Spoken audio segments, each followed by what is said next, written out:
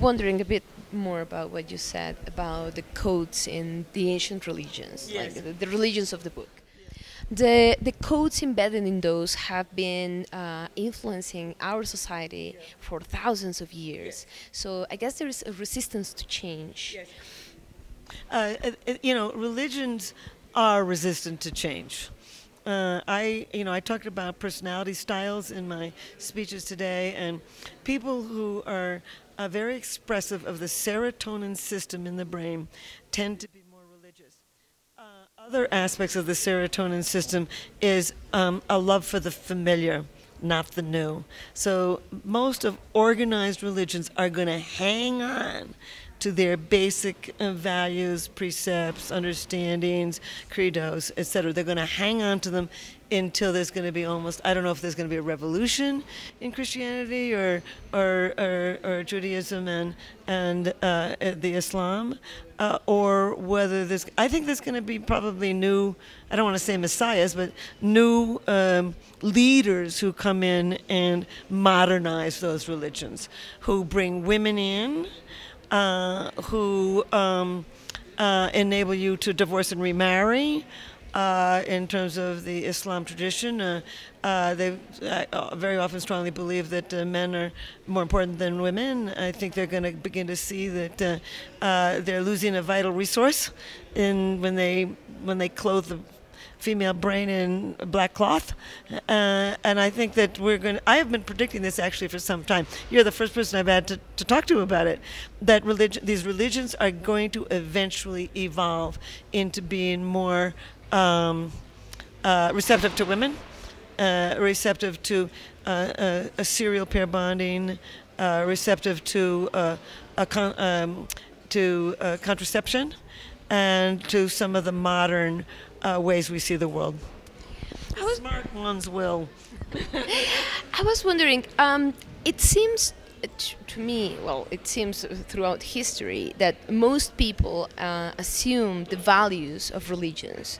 So would you say that most people back then had a more serotoninic brain? Is that changing? Is our brain chemistry changing? Or is it the other way around? Are the values changing? What is changing the way we see the world? And therefore, is that changing our brain chemistry? It's really hard to answer that question because, you know, I mean, in the past, the church was really the center of the community. I mean, it wasn't just the beliefs in God and the religious things, but it was the center of the economic community too. And so I don't know whether everybody believed in God 2,000 years ago, but they certainly kept their mouths shut about it because there would have been problems. You know, I would guess that there were no more high serotonin people then than there are now, but the cultural tradition was one of religion. And now the cultural tradition is one of science. And when you have a different cultural tradition, different personality styles can express themselves. So I think we're seeing more of the high dopamine type of person these days opening their mouth. And, you know, it's so interesting now, for example, there's a gene in the serotonin system linked with social norm conformity. And it's most common that gene is most frequent in China and Japan today. And in Japan, they even say, you know, the nail that sticks out is hammered down. So what do these people do who are the high dopamine explorer type? They leave.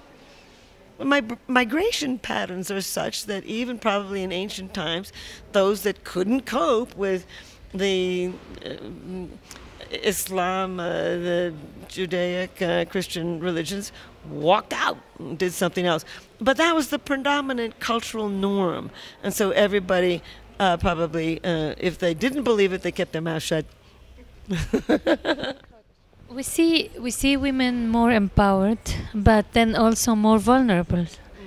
What can you tell us about this?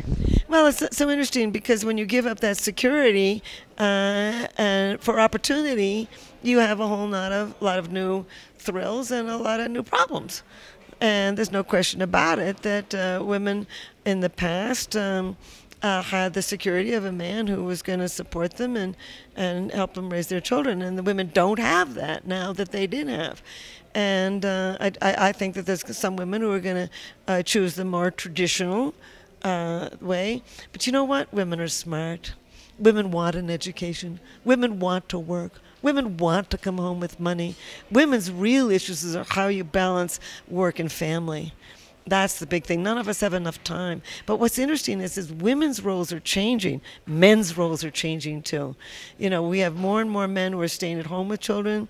These days, it's often the man that cooks the dinner or buys the food or does the laundry. So as women become more independent, I think men's roles are changing too. And they will change together.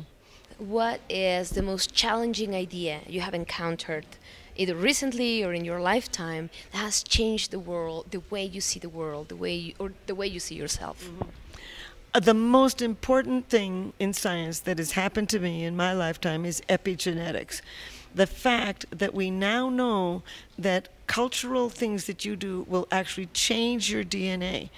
Now, and that your DNA can actually change your cultural behavior. And when I was growing up, people believed that the mind was an empty slate, and environment, just sculpted who you are. And then we had this swing into the fact that there's a lot of genetics to behavior.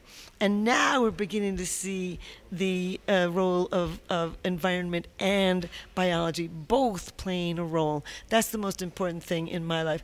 I think the most challenging thing to me is this issue about robots. People will say that robots are going to take over. They don't know a thing about the brain. The brain is the most complicated thing in our entire universe. Consciousness, we still don't understand. All of the brain circuitry for empathy or stubbornness or assertiveness or fairness or whatever. We're never going to build all that into a machine. We got all kinds of machines. We got computers right now. It's a form of robot. But when people tell me that robots are going to take over humanity, that we're going to fall in love with robots, that we're going to have robots, I don't believe it. When this guy about desire, Mr. Boss, spoke about some kind of relationships, and he said, you are an 8, so you cannot aspire to a 9, and people who are 6, like labeling people or their capacity for seduction with numbers. What do you think of this? People tend to be drawn to people like themselves. And first of all, a 6 in one culture is not going to be a 6 in another culture. I used to live with the Navajo Indians in Arizona in America. They thought I was horribly ugly. I was much too thin, really ugly. I mean, they almost didn't want me to bring me with them when they went out to these dance clubs. Well, finally, they began to like me, and I went anyway. But the bottom line is 6 to one person is not 6 to the next. There's a tremendous amount of flexibility. Nobody should give up on love. There's somebody out there for everyone. If you're an 8 for one person, you may be a 10 for the next.